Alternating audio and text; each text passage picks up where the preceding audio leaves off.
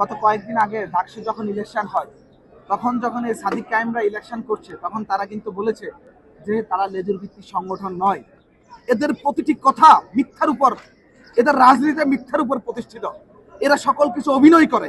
এই যে সাদিক কায়েমের মতো লোকেরা, আপনারা দেখেছেন 18 সালে 19 সালে কিরকম গোলাম রাব্বানীকে SMS দিয়েছিল ছাত্রলীগের নেতৃত্ব পাওয়ার জন্য। কখনো ভার্সিটির ছোট ভাই, কখনো হলের ছোট ভাই, কখনো ক্যাম্পাসের ছোট ভাই। এই যে একটা লোভ, এদের ভিতরে রাজনীতিতে একটা লোভ মাত্র, এদের জনকল্যাণ নেই।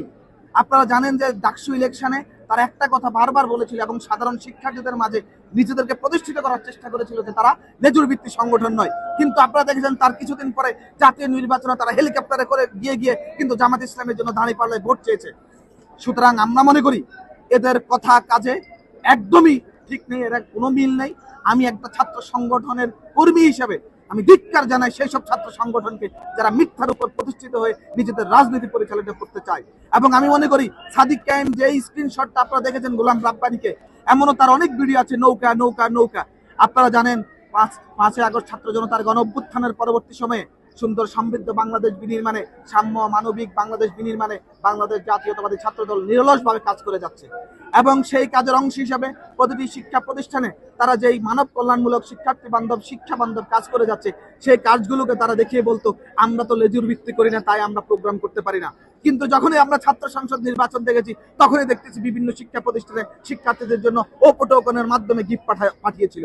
এবং পরবর্তী যারা ছাত্র সংসদ নির্বাচনে মিথ্যা কথা বলেছিল, আমরা বলি ভাই আমরা বাংলাদেশ জাতীয়তাবাদী ছাত্রদল বিএনপির অঙ্গ সংগঠন, কিন্তু তারা বলে বাংলাদেশ ইসলামী ছাত্র শিবির জামাত ইসলামের কেউ না। কিন্তু তারা সবচেয়ে বেশি মিথ্যাচার করে, সবচেয়ে মিথ্যা কথা বলে। এই সাদিক কায়েম হচ্ছে মিথ্যার ভরপুত্র।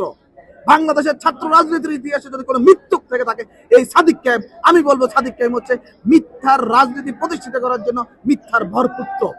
সুতরাং এই সাদিক কায়েমদের মতো যারা রাজনীতিতে এগিয়ে আসতেছে, এটা বাংলাদেশের জন্য না।